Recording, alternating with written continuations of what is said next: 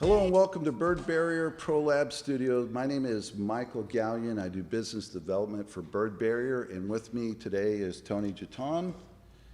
I describe you as the seasoned veteran, longest term professional. What should your handle be? I just think I'm the guy that has the most gray hair. The guy with most gray hair has joined us today. I have the most gray. And the gray hair stems from trying to solve all these mysteries of bird control. I did not have gray hair when I first got hired. There was no gray. Solving birds can make you turn you gray. That's right. All right, so we'll leave it at that. But look, today we're going to talk about a really important strategy, and especially for those of you out there who have been doing bird control for a while, you're going to say, well, yeah, this is one of the bigger strategies that everyone should really know about and you might already use, but it's often overlooked, and that is multi-sensory approach to bird control. Now, I'm going to start with an example of why multi-sensory comes into play by using an example of a deterrent where it's only one sensory. And the one I'm going to use is sound deterrent. Sound deterrents are devices that create a distress call or a predatory bird sound to trigger fear in birds. And it causes a reaction in birds. Pest birds that have taken up residence, the sound will alarm, send out an alarm, birds will react. Now that much is true, right? As far as the sound there's different types of sound deterrents, right? So you have everything from a propane blast. There you go, big loud boom, boom that scares them, to actual birds communicating with other birds. Hey, predator in the area, watch your back, watch out. Right. We know that birds give warning signs to other birds that there's a hawk in the area, or a falcon, a predator, or an owl, right? A predator bird. So there's different types of audio deterrents out there. We even have an audio, it's not really a deterrent, we have an audio lure in our sparrow trap doors. There you go. That actually brings the bird to the trap. So in essence, your audio devices out there that we offer can be very effective, but they are typically an add-on product, which goes into our topic. There you go. And that this is what can be really discouraging, because there are people out there, and I've gotten these calls. Dude, look at this picture, and they send a picture where audio deterrents were installed, and there's a bird nesting on top of the audio device. Yeah, right. I think I've seen that picture. And it's still working, right? So what in the hell has happened? Well, that's because audio deterrents are low to medium pressure products. Low to medium pressure. That means they work great. If you're Mr. and Mrs. Johnson and you just built a second-story balcony and you have trees all around your house and you have a nice big railing right there, and you don't want to have any birds take advantage of that railing, and you can put an audio deterrent out and probably have some really good success, because you're only dealing with the new guy. Exactly. Not a resident bird. Low to medium pressure products are not going to work with any resident birds, as you know. Right. So this audio approach can have its place, and sometimes, like the scenario you described is really cool, because sometimes when I've seen these audio devices used in a setting like that, it kind of creates this natural bird sounds. It can actually be pleasing. It gets annoying, though, after a while. The neighbors eventually complain, like, what the, especially the predator ones where it's loud and it's very much like, oh, something's going down here, There's a mass killing going on, and you can hear this, like, really jungle sounds.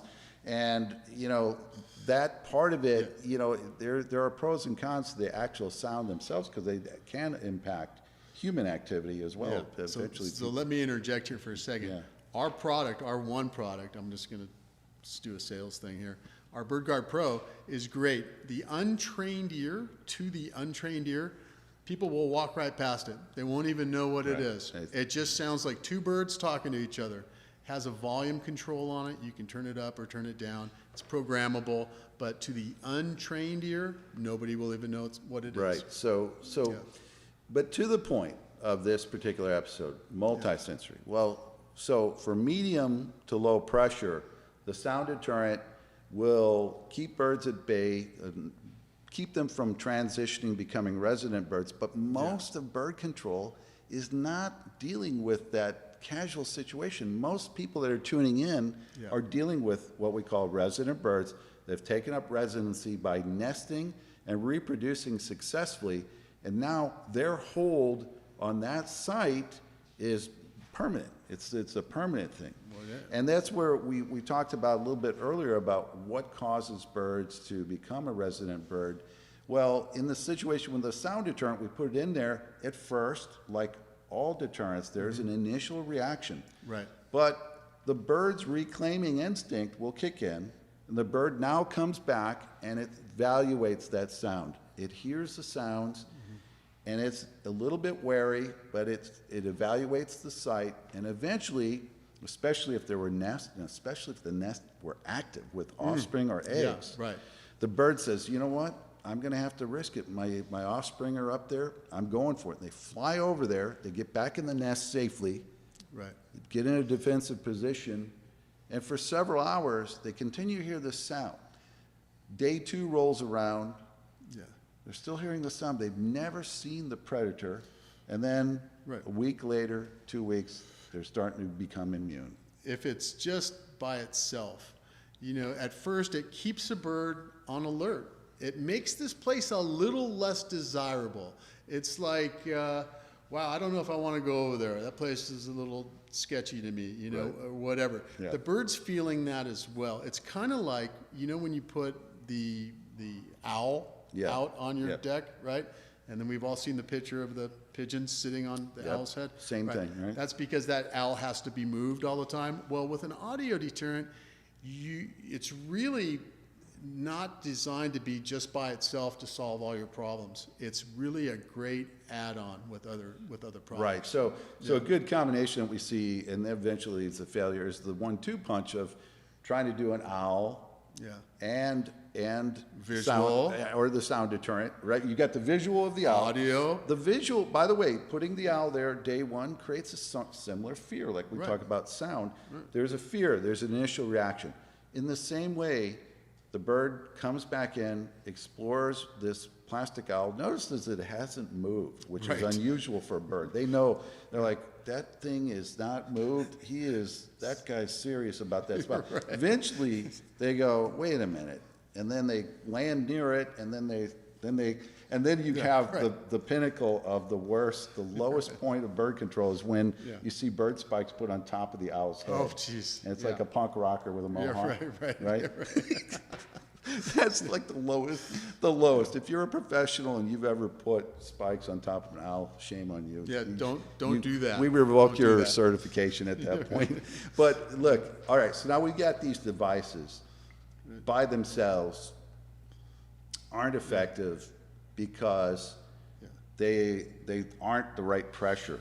But when we say multi-sensory, let's really talk about what the real strategy, why, like for example, Tony, let's say there's a building, there's a lot of bird activity, and it's high pressure. So we're using a shock track system, a nice high pressure deterrent. We're gonna put it down. Now, why not just leave that to itself? Why not just let that be? What is the advantage of introducing another sensory, and what sensory would you add to that situation? Okay, so given the scenario, we have a structure that is a proven bird magnet, right? We know this because we've talked to our customer, our end user, and he said, hey, we've had bird problems here for 5 years. You know, these birds just are constantly here. There's something about that structure that is attracting these birds. They have a constant flow of birds coming in. So when we identify the areas on the outside that make this structure desirable for these birds, that's part of our evaluation. What we do is we start taking them away. Now we can take away that ledge that faces south that they all line up on in the afternoon. We can take that away with FlexTrack. We can net off the HVAC unit area on the rooftop, take away their nesting areas. But the structure is still attracting these birds. We can put eagle eyes up around the perimeter to take away the airspace that a bird has to fly through to get to that structure when it's sunny, right? And by adding an audio deterrent, a lot of people say, well, why would you add an audio deterrent? You've got all this other stuff. You've got visual, you've got ledge products. Well, audio deterrent just adds that another form of harassment. It makes the bird look over its shoulder. It just takes away that comfort level that birds get from being up in that area. Right. So it's just another thing to do to make this place less desirable. And the reason why we do that is because we know this structure needs everything you can throw at it. It's had bird problems for 5 years or more. It's a proven bird magnet. Let's throw everything at it. Right. The way I like to hear it described, and I've talked to other professionals, they use the word exponential effects. So let's say that, let's just give a rating of, say, a power factor of 10 on a shock track system on its structure, right? That's like full force. But let's say, in addition to the 10, we add something that's powerful, like a sound deterrent that has like a power rating of a 4. We add those two together, we got 14. But in actuality, when you combine two, you're going to get this effect. It might be a power rating of like a 25 by combining the two, not just a direct 14. And here's the reason why. From the science that I've studied, when you do any first reactive thing, let's say the shock system onto the building, you've disrupted the bird's fixation on that part of the structure. And now the bird has entered a different phase on how it feels about the structure. So it's in a weakened state of reclaiming. It wants to reclaim, and now its biology is telling it, look, figure out a way around that shock system. And it's in a state of flux now. It's in a state that it's not as solidly fixed onto the structure. So by it being in this weakened state, the sound deterrent has more power than normal. And by doing it at the right time. That's a good point. At the right time. So this is a thing where I've noticed about netting structures. When somebody goes in and nets a system and they exclude a birds, now they're in the state of flux that we talk about. Yeah. I don't like to prepare immediately with deterrents where I know they're going to go. What I'd rather do is have them in a state of flux for a day or two. Yeah. Where they are still considering how to get back into the netted area. Right. They failed at it over 24, 36 hours, whatever it is. Yeah. And now second wave comes. Right. They're in this very unique state. And by the way, sound deterrent at this point, very effective. Because now and here's the reason why, what I've read about, is that one of the things that structures do is protects birds from predators. Yeah. Now the birds are out in the open because they're excluded from this overhang, whatever it was. Right. And now this visual presence of all these birds being excluded have drawn in predators. Sure enough, to their fear, now they hear the predator birds. Oh man, now they evacuate the whole area. That can be a very effective 1-2 punch. Just putting the sound deterrent by itself would have done nothing for that situation. Putting it in with the netting, now you've got a great 1-2 punch. Right. Right? And now we're going to add a visual deterrent on the outside. Throw in a visual on top. Maybe we put up eagle eye. Exactly. Right? Now we throw eagle eye. Why? Because in and of themselves, by themselves, they only have a certain amount of power. Combining them creates exponential effect. Yes. Right? That's exactly right. And this is what we teach every day with our customers that are coming to us, sending us photographs of their projects and asking us to assist with a good strategy. Right. And the audio deterrent, much like the visual deterrent, I think is a great add-on on these proven bird magnets, these proven structures that have had years and years and years of bird problems. There's an old saying in our industry, like a lot of these structures have birds not only on the outside, but on the inside. And the old saying in our industry is, well, if you have birds on the inside, it's because the outside is unprotected, right? So we really like to focus on the outside. The seasoned guy can look at a building and look at the bird issues and say, and know what areas to take away, right?